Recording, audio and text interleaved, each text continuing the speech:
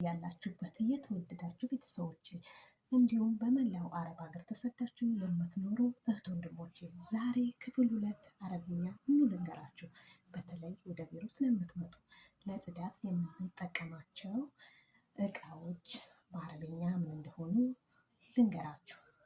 ወደ ጽዳት መጥረጊያ ምከንሲ ትንሽዬ ቆሻሻ የምናነሳባት መጥረጊያ፣ መጅሩድ መወልወያ፣ መምሰሃ እንዲሁም መሬት የምናጸዳበት ሳሙና፣ ጀርጀኔራል ለሽንት ቤት የምንጠቀመው ኬሚካል፣ ፍላሽ አው ዲቶል የመሳሰሉት ናቸው።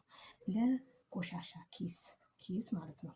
ኪስ ዝቤሊ ይሉታል እነሱ ማለት ነው። ኪስ ይሉታል፣ ግን ኪስ ዝቤሊ አው ግቢር ትልቁ ኪስ ዝቤሊ፣ እዝጊር ትንሹ ኪስ ዝቤሊ በማለት ያካፍሉታል ማለት ነው። መቼም የሽንት ቤት መጣያ ቆሻሻዎቹ ትንንሾች ናቸው ማለት ነው። እነሱ ኪስ ዝቤሊ እዝጊር ይሉታል ማለት ነው። እና ደግሞ ሶፍት ምን ጊዜም ያስፈልጋል ሽንት ቤት ውስጥ። እሱ በትናንትናው ቪዲዮ የተናግሬያለሁ። ክሊኒክስ ፎጣ ያስፈልጋል። ትናንትናም ስለተናገርኩት ነው። ፎጣ መሸፊ ይሉታል ማለት ነው።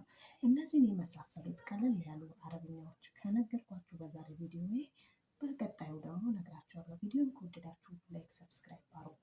እኔንም አበረታቱኝ ልላችሁ ወዳችኋለሁ።